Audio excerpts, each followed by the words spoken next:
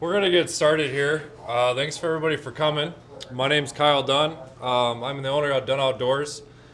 Dunn Outdoors, I started in 2012. I just, wanted to share the outdoor experience with everybody, with kids, with older generation, really anybody. I just wanted everybody to know how great the outdoors was.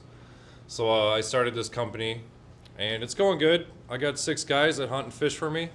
We go out on trips, ice fishing, or we go deer hunting down south. Sometimes we go up north. We'll do a couple videos here and there, and we'll share tips and tricks online all the time. So we have YouTube, Instagram, and Facebook. We also have a website coming up. These guys here are going to help me out with that. So yeah, you guys can check all that out and follow us on there. Today we're going to talk about first ice. Really anywhere you can use all this information, anywhere throughout the Midwest. So I'll jump right into it. First of all, no ice is safe ice. I'm going to talk about safety first. I've personally never fallen through. I know guys that have, and they say it's terrifying. I mean, you're there and then you're under, you're looking up and you see sunlight. It's not good. Right now, around here, northern Illinois, southeast Wisconsin, we got 3, 4, maybe 5 inches in some spots. It's safe technically, but it's not safe. If you're going out there alone, let somebody know where you're going. Bring a spud bar. I mean, it might sound silly, but bring a life jacket. Throw it in the sled. Maybe wear it when you're going out the first 100 yards. Check that ice. Make sure it's good, solid ice. Personally, I won't get anything unless it's 3 inches or more. So I was out last night checking some ice. Drilled a couple holes, and it was 3 inches everywhere throughout the whole lake. I mean, the shore, 5 feet offshore to 100 yards offshore was 3.5 inches. I was confident with it. I had 2 other guys with me. I mean, we all could see each other. We stayed within 50 yards of each other, so just be very cautious with that. We didn't do very good. We caught a couple little perch. We had 3 pike on flags on a little sand hump, but that's about it. Nothing crazy. So if you're going out first time this year, be cautious. Bring a buddy. I always bring a buddy this time of year. Somebody wants to go fishing out there, whether it's somebody you haven't talked to in 5 years or your buddy that you always go with. Bring somebody. Bring a rope. Bring your ice picks. Bring a spud bar. Be safe, especially going out first time. Yeah, it's. I'm sure everyone's got a story that you've been on sketchy ice. You're like, but I probably shouldn't be on here. If you have to get to a spot under a bridge, probably don't do it. Go over the bridge. Stay away from current. Pinch points where a lake comes together and then goes back out, probably current there. Don't walk on that. And the one thing that's kind of scary that no one really thinks about is underwater springs. You don't really know where they're at unless you know the lake and you've been on that lake for years and years and years, and you're like, oh, this spot stays open all year round pretty much. Talk to some locals. Go to your bait shop. Don't be scared to ask, like, hey, is there underwater springs? Or is there any unsafe ice all the time? Just ask. It doesn't hurt to ask. There's one right on here on Catherine, right around the corner. There's an underwater spring. My buddy fell in through the four-wheeler. Four-wheeler's gone. Never found it. Luckily, they got out. But, I mean, they had 5 inches everywhere, which is 5-6 inches for a four-wheeler. Doable. A little sketchy, but they did it, and they fell right through that spring. So keep current areas in mind and underwater springs. They're really not marked on avionics or anywhere, so keep an eye out. Getting to the fishing aspect of it, depending on ice, you're going to be a little close to the shore possibly. If you can only get out 100 yards, first ice, you only got 3 inches 100 out, or like 100 yards out, and then it gets a little sketchy out farther, that's fine.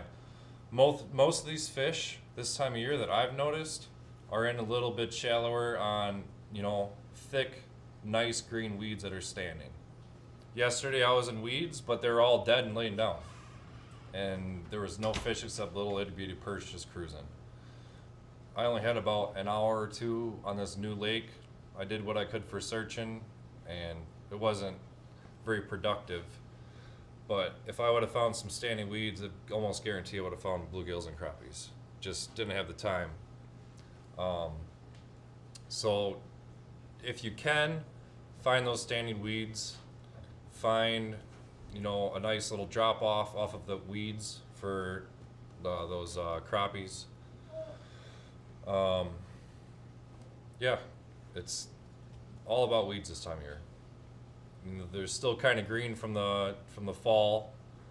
Hopefully, if you weren't out there in the fall and spring and summer on your boat, whatever you're doing, muskie fishing, walleye fishing, bluegill fishing, you can see where those weeds are. There's lily pads. There's no boats over there usually cruising around. Make a mental note of that when you're out there in the summer and fall. That all right, there's weeds here. You might not catch fish right now, or in the spring and fall when you're there, but make a mental note. Go back there in first ice if you can, and drill some holes and see what's down there. Because if there's green weeds and there's little plankton or little bugs on those weeds, those bluegills and crappies will be there. Perch too. I wasn't going to talk much about perch, but lately, probably the past 2 or 3 years out here, I've seen some nice perch come out of the chain. If you get on them, they're usually schooled up. Those perch are. Right off, if you got sand with weeds mixed, there's probably perch in the area. I've caught, I don't know, probably dozen walleye fishing this fall that were 8, 9 inches, 10 inches. They're nice sized perch. So you have opportunity for that out here in the chain too, and anywhere really you go. If you got sand dunes or weed lines, throw some perch lures down there, spoons tip of minnow heads, stuff like that. I gotta look at my little sheet here. I was talking to Cam when he walked in. He was out fishing today. He fished one of the popular channels on the chain today, and that's one of my favorite spots down south. You go there and you're probably going to catch some fish, and today he didn't, which is strange. It's a perfect channel. It's deepest spot's probably 8-9 feet in the middle. It's dredged years ago. Last year, me and my guys went there and we caught, buckets of panfish, bluegills, crappies, perch. It was great. Get a bass every once in a while. It was fun. This year, I personally haven't been there. I've heard things like Cam said that it's not very good. A couple bluegills here and there, small perch, small crappies. So year to year, everything can change. I see it in my walleye fishing where a whole shoreline is great one year. You go back the next year, same date, same temperature, same wind, you won't catch nothing all year. It's weird. So just because the spot was good last year doesn't mean it's going to be good this year. But those channels this time of year are pretty key, especially first ice. They get, they're shallower, the water's colder, it's going to get ice faster. Check your channels. Don't be scared to drill 100 holes. Drill your holes, come back with your AquaView or with your Vexilar, check it for depth, check it for weeds, check it for fish, and just go from there. So I'd focus on shallow water, anywhere from 2 to 6 foot, and your channels right now. If you can, if it's safe enough ice, even the channel mouth, where it opens up to the lake, that can be nice too. I was talking to Cam about it. Those fish might not be all the way in the channel right now. They might be out in that lake still a little bit and not in the channel, or they're just not going to go in there. So if you got a spot that you're like, this channel's awesome this time of year, I'm going to go in there and I'm just going to pound them. And they're not there, you're like, what the hell? Don't go home. If you can, go out in the lake, drill, drill, see where weeds stop, and then go from there. Drill that weed edge and then push into the lake shore. Fish are somewhere. They're near that channel mouth. So don't be scared to move around if the fish aren't in your normal spot. Sometimes they're in the complete opposite side. If you're fishing a west shoreline, last year and you're pounding them. Go back there this year and you're like, I don't know where these fish went. Go check these shorelines straight across. That happens a lot for me too. Even out here in Channel, 2 years ago, I was doing great on this. I guess it'd be the south side. I was doing fantastic out there. Went there last year. I'm like, no fish here. Everybody's on that north shore. I'm like, I don't want to go over there. I had fish here last year. All the fish went to the north shore for some reason. Don't know why. I had the same weeds as I had. Just it happens. So don't be scared to move around and search for your fish. Once you find, you catch 1 or 2 bluegills and it stops, don't go over to the east shore. Don't walk 200 yards over. If you catch a couple fish and it goes dead, they're probably in the area. Don't completely change your game plan just because you're not catching them, 10 minutes in. Drill some holes around 40, 50 yards, 80 yards away. Figure out where that school of fish is. Because once you find a couple fish, there's probably more in the area. And if you get on a good school, you'll know. This time of year is fun for big schools of fish. What I've noticed with the schools of fish, you get on bluegills and bluegills and bluegills and bluegills and bluegills, you're catching them. Sometimes you bump out. If you're catching these bluegills in 4 feet with 2 feet of weeds, you're fishing 2 feet of water. Bump out to that 6, 7, 8 feet. Find that break. Those crappies are nearby. I mean, sometimes they're mixed in with the bluegills, but those crappies are close. You get tired of catching bluegills or you want crappies for dinner. Move around a little bit. Go a little deeper.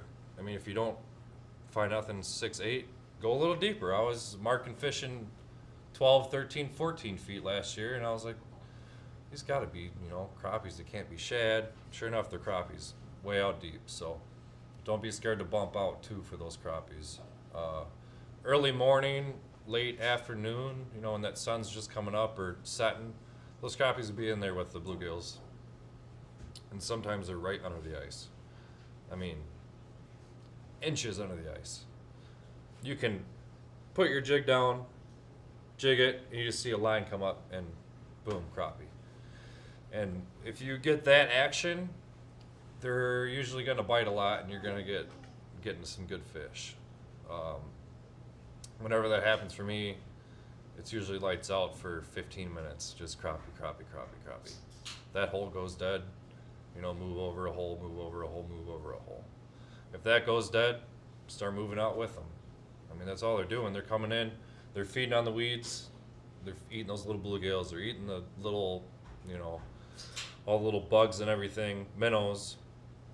When that sun comes up, they're moving out. They're finding deeper water. They're gonna start roaming the basin. They're gonna do their thing. For crappies, anyways. Bluegills usually stay in one spot. So, I mean, that's what I've noticed. If anyone's got any questions or comments during this, just go for it. I mean, this isn't very, it's not a serious, seminar thing, so. I got here, don't be scared to drill and move. When I'm coming to a new lake, I try to do my research online. I'll Google, say I'm going to Lake Shangri-La, which is up the road a little ways. I don't really know it. I've heard some stories. It's good walleye fishing. It's good crappie fishing. I'll Google it and, all right, tonight I'm going to go for crappies. I got 2 hours to find something. Google it, see what the bait fish is, see what the contour is, find a map, go on Navionics, check out, a good area. If you got a 10-foot flat and it looks like there's nothing there, don't even bother.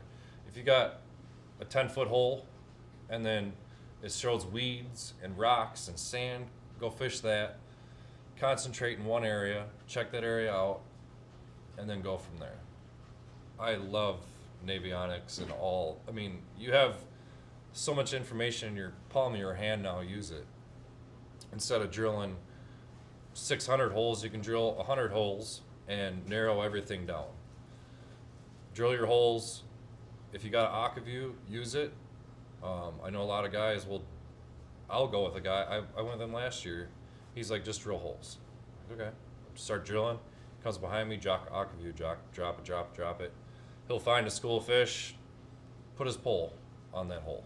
Keep going. Drill 50 holes. He's like, all right, there's fish here and here and here. I'm like, all right, awesome. Start fishing, start catching fish. They might move a little bit, but at least you got a general area of where they're at. So if you got an aquaview, use it to your advantage. I mean, it's not just for sitting in your ice shack looking at your jig and watching the fish come and eat it. It's awesome to see. Use that camera to your advantage. You know, move around with it and find some different contour. You can find brush piles. It's a great tool to have. Personally, I can't just drill 2 holes and sit there. I can't stand it. I'll go with guys and they're like, I'm good here. I'm like, all right, let's see. I'm gonna start drilling. I need to drill holes. I need to find my fish. I need to be on the fish. I don't want the fish to come to me. You got to move with them. So you got to keep that in mind too. I'm gonna talk a little bit about my rods here. So last year, buddy I worked with was all about these long rods. You guys ever? Who is fishing here with their long rod? Okay, a couple of you. I seen these guys using these things like, oh, that looks stupid. I don't need why do I need this rod ice fishing? It's pretty much like open water. I'll tell you what, after using it, you won't want to use a normal sized little ice rod anymore. I mean, you will maybe in a shack, but for first ice, jumping around, trying to find fish, these are awesome. Light fell. For me personally, I'm a tall dude. Kneeling on ice is not for me. I hate it. And that's what I had to do before with my little rods, you know, kneel down, fish it. Try to stand up, fall over because my back's sore or whatever. These, I can come up to a hole, fish it. Same in 4 feet of water. I just let 4 feet of line out. That's it. Let 4 feet out, drop in, fish it. No, nothing. Go over to this hole, just keep going. It's fast fishing. It's really nice for finding fish. And once you get on them, it's pull it out, no reeling. I mean, you got, 3.5 feet plus your arm length. That's 8 feet of line. You can fish 6 feet of water without ever touching a reel. Catch your fish, bring it up to you, pop it off, throw it on the ice. You're back in 5 seconds. If you're doing tournaments, that's really nice too. If you're on a little flurry of fish, you can get a lot of fish in a little bit of time. Yeah, go ahead. What's the deepest that you would recommend fishing a long rod? Deepest. I fished like 10 feet before. So I fished Pistaki last year, and I was fishing like 6, 7. You know, I could use my arm length and the rod length just to, without reeling, lift fish up. I wanted to find some different fish. There's a lot of people. I'm like, I'm gonna go a little deeper. I found fish in like 11, 12 feet. So it was with this rod. I have 2 different long rods. This one is actually inline, like with a reel, with drag. You can fight fish with it pretty well. So if I needed to reel in that 12 feet, I could. But I think it's a waste of time reeling with these. You can set the hook on your fish, fight it, let it tire out, raise up 6 feet or 8 feet. If you can see the fish is a foot down, you can grab your line and hand line it right in. It's almost like tip up fishing. I use 2-pound test. You got to be careful if you got a big fish on. If a pike gets a hold of it, it's not good. I think I was fishing by Trevor last year. Trevor down in Pistaki Bay. We're on those bluegills, and the pike were coming in and smacking everybody's lures. And yeah, if you get a pike on this, good luck. You're gonna probably break your line. I did a whole bunch. Bass, same thing. But I caught the biggest crappie of my life on this rod. Actually, this jig out here last year, it was almost 2.5 pounds, and it was great. I mean, it was a great fight. My rod handled it, my line handled it, and I could, if I needed to fight that fish with the reel. If it was peel and drag, I could do that with this rod. With this one, not so much. It's a little different style reel. This handle just pops out. There's no drag. It's just a screw on this side, and that's how you let line out or bring line in. If you get a fish that's ripping on this, you really can't keep up with it. So if you're fishing, like this is my really, really shallow water long rod. If I'm in 2-3 feet of water, I could let 5 feet of line out and fish up here and still lift my fish out. But if I get a big fish, hits me, and I have 4 feet of room for that fish to run before I have to start messing with my line and all that. So I know did a lot of the guys in the NAFCS, In the NAIFC? yeah, do they use a lot of long rods or? There's certain times for it. Obviously, just like we're talking about shallow water, you'll get a lot of it. There isn't very many, but there's probably a handful of us that do. Yeah, like I said, just picked them up last year. The guy I worked with was like, just try it. Tried one of his. I'm like, I need two. Make me two. They're awesome. I mean, personally, I think your fish numbers go up depending on the spot. If you're in shallow water and you're hopping holes, I think it's way better than a normal ice rod. I mean, I use normal ice rods for 10, 15 years, which there's nothing wrong with them. You catch just as many fish. But I mean, I guess personal preference, but if you got an option to try a long rod, first ice fishing, grab one of your buddies, or if you find one for a good deal, check it out. They'll help a lot, and you'll probably love it. If anybody's interested, let me know. I have a guy that makes them. You have a guy that makes them up north, so we can probably get you one. It's a good tool to have in your box. But I was telling a couple people this. Be careful with them, because when it's dark and that thing's in your bucket like this, you go down to get your bucket. I stuck this thing right in my eye last night, right in my eye. So be careful with them, because you can't see them at night. They're so tiny. Do you fish with your flasher when you use a long rod? Yes. So to touch on that, very first ice last week. 4 or 5 days ago, we had snow on the ice. It's debatable. I personally think fish can hear you walking, they can hear you talking, they can hear you drilling. They're not stupid. I mean, they know what's going on, kinda. If you got snow on the ice, you have that much more cover from that fish seeing you, from that fish hearing you. Snow is a noise reducer. Blocks the fish from seeing a shadow. So if you got snow on the ice, I wouldn't worry about this too much. Clear ice, shallow water, first ice this time of year, be quiet. If it's really shallow water, if you're fishing a foot, 2 feet, forget the flasher. Drill all your holes, go in, fish your holes quiet, and just do it old school. Dropping that flasher each time. 2 feet of water, you're not really getting much out of your flasher anyways. Go around, hit your holes, and see what happens. Even deeper water, or if you're in a clear lake, that snow cover will help a lot. Because maybe I'm superstitious, but I think those fish see shadows.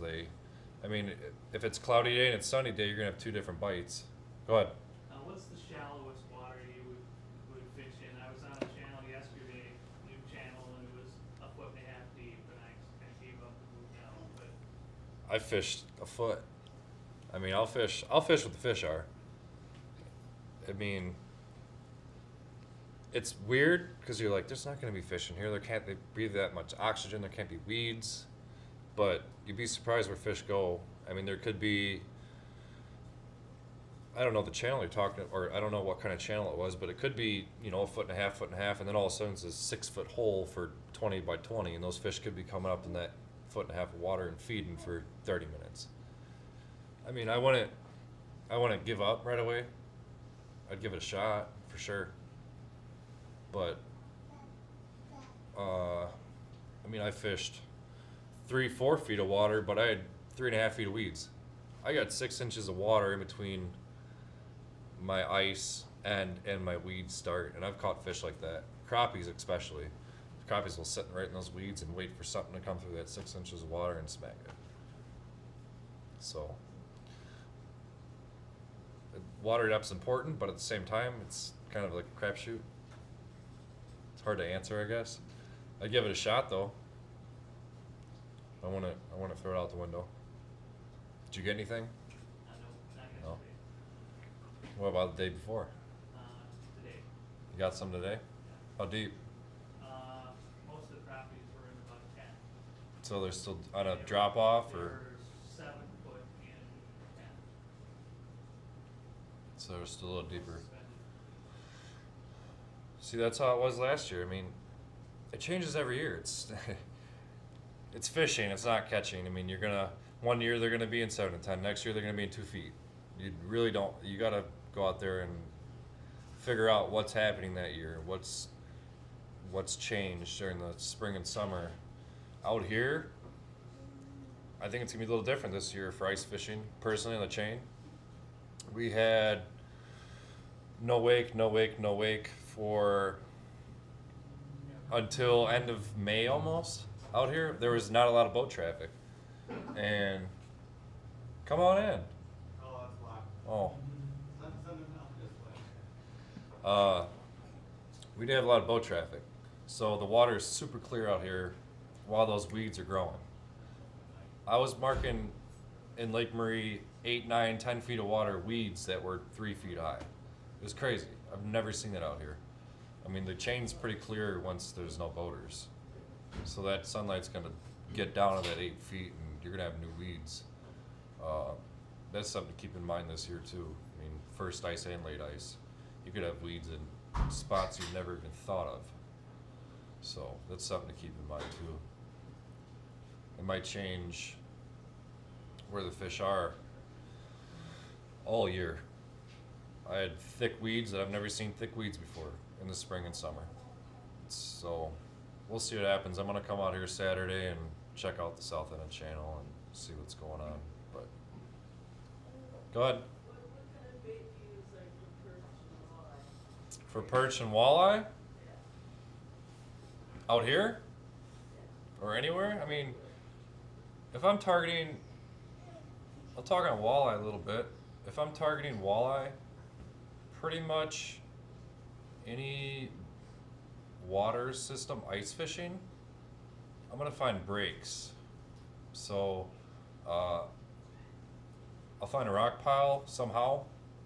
Ask bait shop, ask locals, look on Navionics.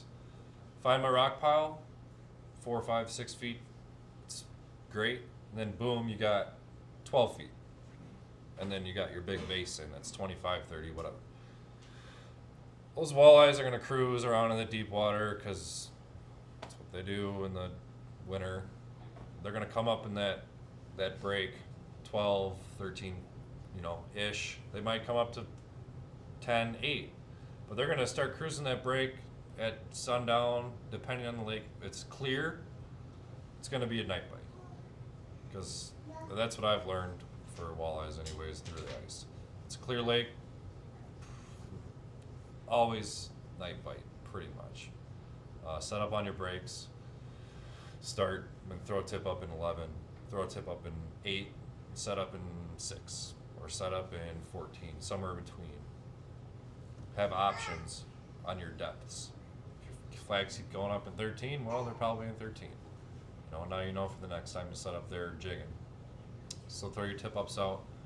I'd use spoons, depending on water clarity. If it's a clear lake, go with silver, gold, stuff like that. If it's dirtier, go with a brighter color, orange, red, something bright to catch your attention, especially at night. Glow works good.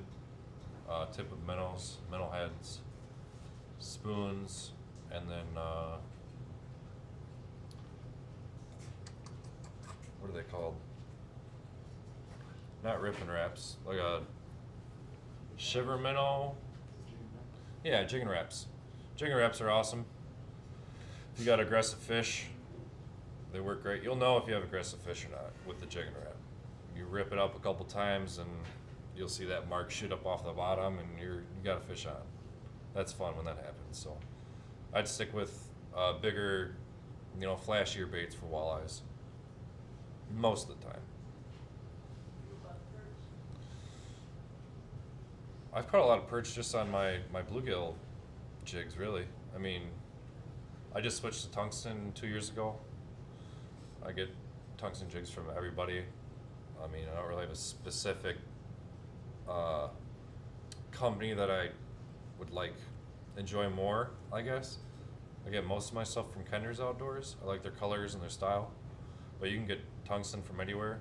And I use the smaller ones. I think these are the 3mm ones. I mean, they're not very big, tiny. And I've caught perch on that if they're active enough. If you keep having marks come up, shooting up, going back down, shooting up, going back down. You're not getting nothing? Maybe put on a little spoon, put on something flashier. It's probably perch. I mean, I don't know what it is about ice fishing, but perch will, I don't know, they just, when they're there and you'll catch them. They're coming big schools. I was watching them last night and on my AquaView, perch, and you see northern. They just get in those big schools and they'll just cruise, kind of like little walleyes do. I use, so I'd stick with jigs and wax worms, and then if that's not cutting it, switch to something flashier with spoon and minnow head. You'd be surprised what a perch eats. They'll take down 3 inches of a bait. So don't be scared to go big with perch. Yeah. Any other questions right now? Anything? What's that? I do all the tournaments out here for walleye, so I fish the chain quite a bit for walleye. I have not perfected that, to be honest. In the summer I'll have good days where I'll catch. It's totally different. I don't know. I haven't figured it out. Every once in a while I'll think I'll have it figured out and catch 3 or 4 or 5 walleyes. I'm like, oh, I got this. Go back the next day, bring buddies, and we don't catch nothing. I'm like, well, I don't know. The only thing I have found out here for walleyes is, like I was saying, breaks. Yeah, pretty much. Adapt and change. Try different stuff. I've had guys, some of my pro staff guys, come out here and they'll catch their walleyes on a little itty bitty purple tungsten jig with a little tail, and then the next day they won't bite that and they'll be biting big spoons and minnows, like same spot. They just change every day. Best place to catch them. What's that? Where's the best place to catch them? When you find that out, let us know. Yeah. Let's stick to breaks, or honestly breaks. That's all I can really tell you. Set your flags up on your top side of the break on your rock piles and sand dunes and weed edges, and jig your breaks. And I've been doing that walleye fishing, and I get in a whole mess of crappies. I mean, those crappies and walleyes are they hang out together. So I mean, back to the crappie fishing side, if you're catching, crappie after crappie, don't be surprised when you catch some walleyes too, because those walleyes will cruise right with them. On those big weed edges and the big drop offs, those crappies will roam right with the walleyes all day long. So, yes, Kurt. Are the fish in general moving a lot, like all the species, or does one species tend to move more than others? Or? I'd say the bluegills stick in one spot pretty much for the first month of ice. They'll pretty much stay in one spot, and then you get in late February or late January, early February, they'll start moving a little bit. They might. I mean, your weeds are starting to die by then. I mean, you're losing sunlight from the snow. Those weeds are just starting to lay down. So the bluegills will start moving. Crappies will start moving also from those weeds and drop off. So they might go to 25 feet of water later in the season. The walleye and perch moving just as much or not as much or hard to tell? If I knew, I'd tell you. Yeah, just curious if one species tends to be on the. Panfish side, I'd say that late January, early February, they're starting to move more. But for a month, if you find them, you should go back and catch them and catch them and catch them and catch them, within reason. I mean, yeah, they're gonna move 50, 100 yards, give or take, depending on wind or sun or snow or whatever it could be. They'll stay in the general area that they've been in, but they will start moving later in the season. And then you got your predator fish. Your predator fish are focusing on those panfish because everyone's been out there and you catch those little 3-inch bluegills and perch, and you're like, what the hell? You're catching hundreds of them. Those predator fish are right there. That's what they're eating. So I mean, if you're out there pan fishing and you're like, I kind of want to get a pike or a walleye today, throw a tip up out right by you. I mean, those predator fish are in there. Me and Trevor were out last year catching those pike. Every 20 minutes, one would come and smack us. I'd have to say this, especially with the walleyes, I know some people asking about that. To touch on that, the best way to do is to get a big group. Bring a lot of people out, have different guys with different days. Yeah, variety. They're feeding on the perch, they're moving with the perch, they're the same species. You're finding the crappies, you're finding the bluegills along those weed line breaks. You know, you're focused on those weed lines now, right outside of those weeds. Those fish are moving, those fish are feeding right now, just like everything else. If you really want to focus on chain walleyes, you have to have, throw a lot of baits. Mm-hmm. And you gotta stick to it. I made a post a couple days ago that said, don't give up. The day you give up, you'll never figure it out. Yeah. Because you get a bad day, it is what it is. But you have to continue to go and try new tactics every single time you're out there. Oh yeah. I mean, I'll catch a walleye on a buckshot spoon, and I'm like, oh man, this is it. I figured them out. I'll go buy 6 of them. Well, I don't catch one for like 2 weeks. Like, all right, I'll try this rip and wrap or jig and wrap. Well, I caught one on that. I'll go buy 6 of those. Next thing you know it, you got a whole tackle box full of jigs and spoons, and you're like, well, they're not biting this. I'm gonna switch to this. And then that's when you can really start switching those baits up and use spoons and jigs and different style jigs and all kinds of stuff. Don't be scared to switch baits for anything. Walleye, crappie, anything. What's up? Touching up when you said when you drill your holes not to move too far, just give people ideas. The fish do move in their schools. Mm-hmm. So last year you noticed when I was out there watching you guys do the tournament fishing, you could watch the guys catching them away from you, and every 5 minutes they'll come back to you. So stay in when you find them, stay in your area. Don't venture too far off. Yeah. Because they do. They'll roam. They roam. They go in a circle, just like they're not, like you said, they're not dumb. They're not going to be there bored. Everything else, They're there for a reason. Yeah, they follow their group in a circle. So, and touching on it, a day they could be in this one area. Like you said, they'll be on the other side of the lake the next week, but they will come back to that area. Mm-hmm. So just adapt to the fish. Walleye, I experienced some tip-up fishing evening, even going in, following the perch in the weed break, but even shallow. You find spaced out weeds, and you can put a tip up in the shallows in 4 foot of water. You'll be surprised, you're gonna catch a walleye in that too. So it's not what one person, you gotta find what you're comfortable with and adapt, change, and like you said, the more people you have, the better lake ground and ice you're gonna cover. Yeah, don't be scared to bring a lot of people. First, don't stand too close to people first ice, but don't be scared to bring a lot of people. You can cover more ground and you can find those fish faster. That's for sure. What's that? The walleyes? Yeah. I mean, my old man used to do it a lot, walleye fish out here, and he said right at dark, 11 o'clock at night, and like 3 o'clock in the morning. So you You gotta tough it out. I mean, you're not gonna pound them. You're not gonna catch 30 or 40 out here, but if you get into them, you'll figure out a pattern. You might have to sit a couple nights, move a little bit, but eventually, I mean, it takes time. That's with any type of fishing. It takes time and patience and learning from your mistakes. Don't go here, don't do this. Maybe I should do this. So, if you're interested in that, I might do a little seminar on that later in the year. Do a little walleye talking, so we'll see. Yeah. Anything else right now? Anybody? I'll talk about the jigs that I like.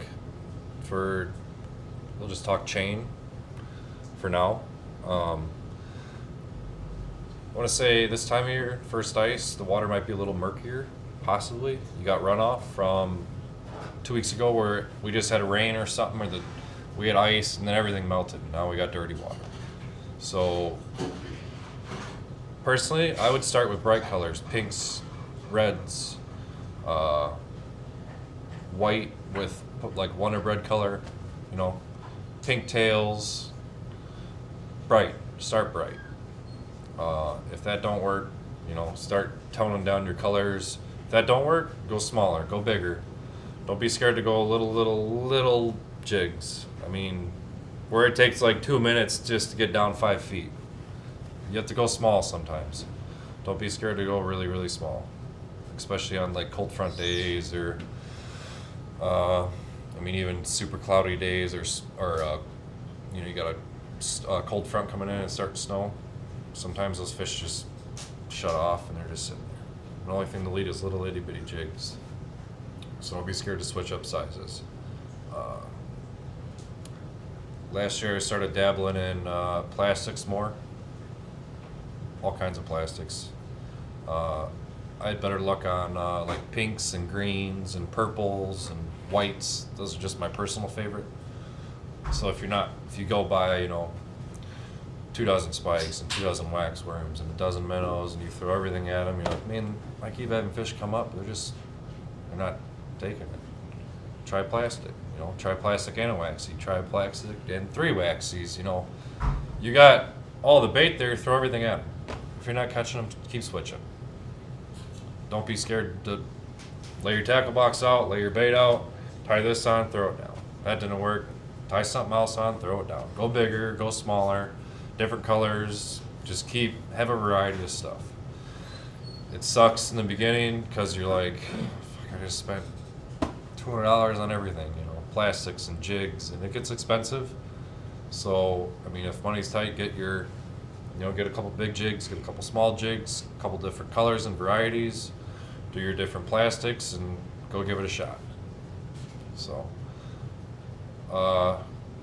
do you guys see more people using live bait or plastics in the big tournaments? Plastics? I think a lot of people are going to plastics. In the beginning of the year last year, I started with live bait.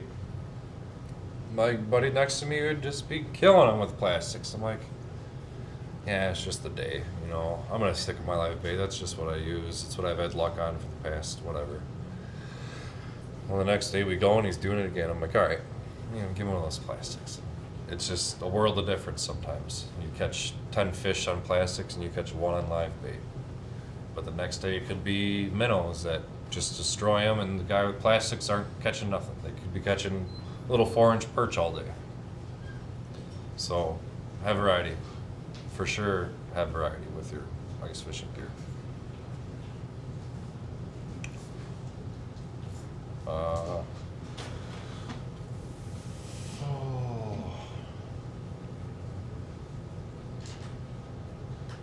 I'll touch on Navionics again. Does anybody else use anything else for lake maps on your phone or online or anything? Do you have anything else that you use? Yeah. Navionics is awesome. Question on Navionics, how much difference is there from summer water to winter level, and what's Navionics based on depth wise? I have no idea. So, Navionics Navionics has recently been purchased by Dunn. So to get those breakdowns of each lake that we have, that's what their pro staff does. They have lake scan, they get uploaded to their servers, and they put that out. So, is it 100% true to the game? No. Trevor and I have drilled some of the chain and found like 10 feet difference. I just came back from Minnesota, lake maps weren't even close. So it gives you a reference point. So are you gonna, I think when you first open the app, it tells you to not rely on using this as a navigation. So but it gets you a base point to where you want to be.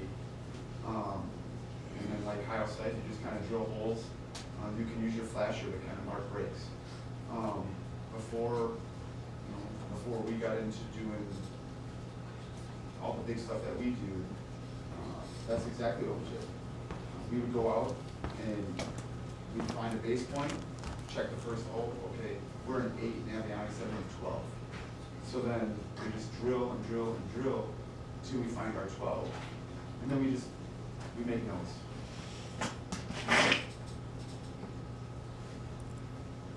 Yeah, I'm not sure if I'd say it's during.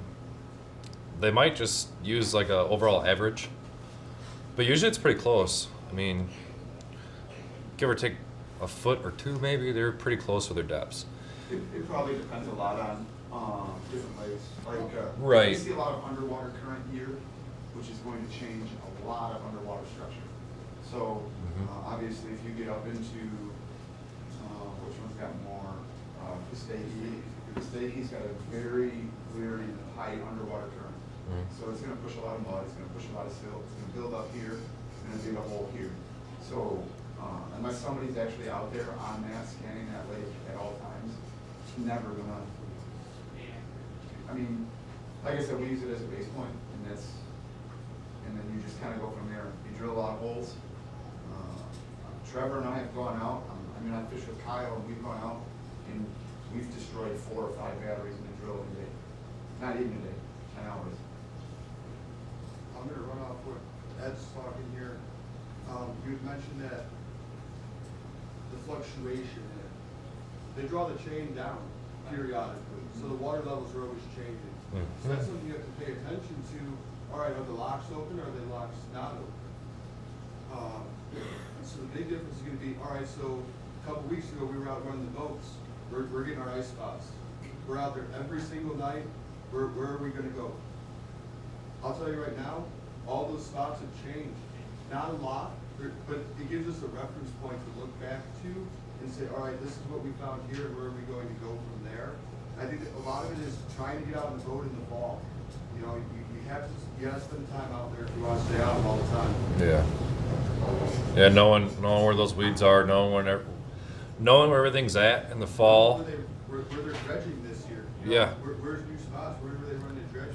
That's what's the tough part about going to a new lake. Spots where guys are running weed rakes on their own on some of these channels.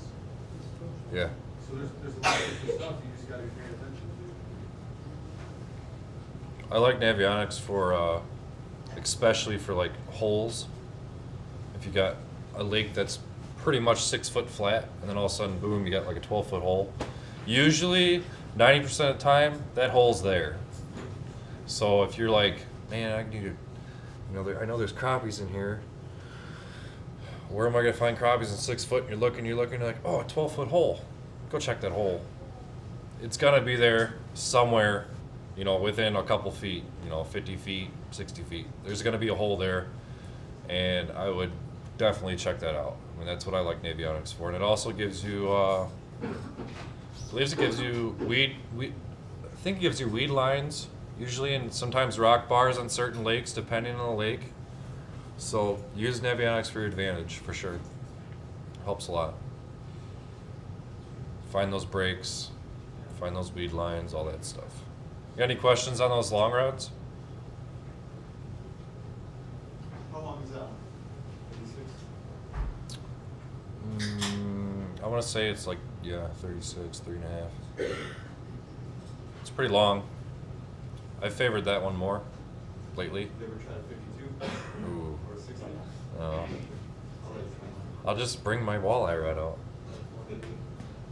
That inline, those are inline rods where line goes through Yeah. the rod itself, keeps it from the line freezing.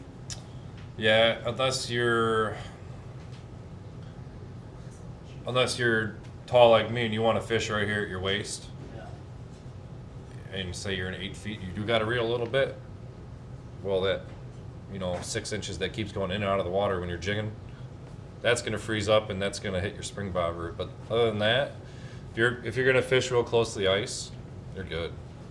And, those are nice rods if you're out there standing, but when it's 5 and 10 degrees and you're in a shanty, I like if I'm in a shanty and I'm in 3 or 4 feet, being quiet and doing my thing, I'll use that not the one he has, but the other one. It's a little shorter, and I'll just set my hook, fight the fish, bring that rod back far as I can, and I'll just handline it. I mean, I could use another rod, but just the action of that little itty bitty spring bobber and the action of that rod, I just can't go wrong. where do you get the inline, the inline rods? Those are St. Croix blanks. So I have a friend that builds them around here in Antioch. That if you want one, I can have him get you one. I could see what this would be really great for is avoiding the wind. If you're standing, you can. Right, you can be drop it close right enough there. that you can- If it's super windy though, you got that much more of a rod but a little bit of wind, it's nice to have that option.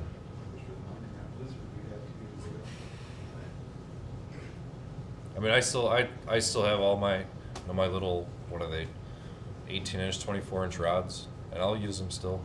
I got my little bluegill rods, a 2-pound test, and if it's windy and I'm gonna block that hole and just sit there and I'll still use them all day.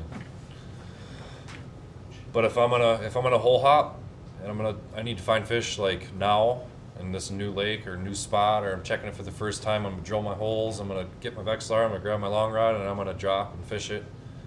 Pick my rod up, go to the next hole. I don't gotta mess around reeling, I don't gotta mess around nothing. Just drop, put my Vexilar in, drop my jig in, jig it, next.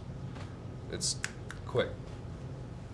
If you like fishing quick. I mean, if you know your spot, you know where you're gonna drill your holes, you know where you're gonna put your shack, you've been doing it for 10 years, do it. Drill your holes, drop down, get your normal rod out, fish it. So.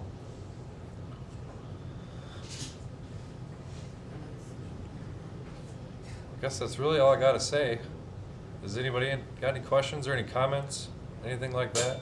Any websites you can direct people to for information or help with equipment or anything? If you're interested in long rod or anything, you can contact me either personally, find me on Facebook, or just get my number from me or Kurt. You can also look on Dunn Outdoors on Facebook. Contact me through there.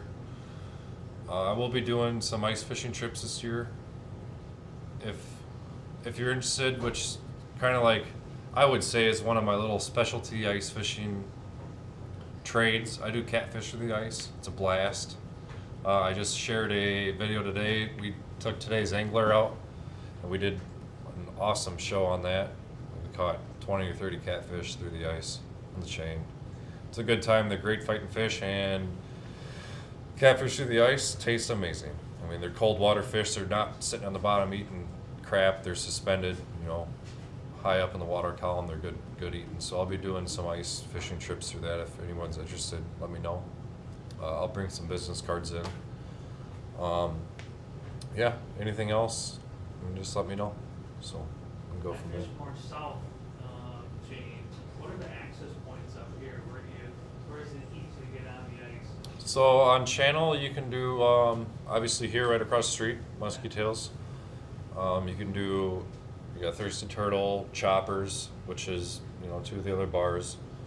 For Lake Catherine, you can do Bob's Marina. Lake Marie, you can do Barnacle Bob's. Sandbar. You can do the Sandbar, which would be on the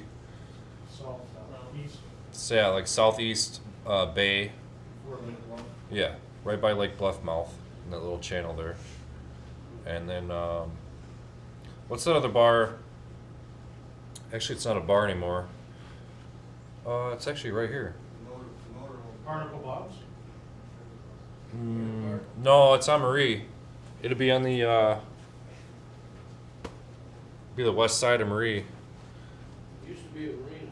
Well, it is. Right. Yeah, There's like no name to it, but you can also launch there, I think. yeah, you get off. Is that in the channel?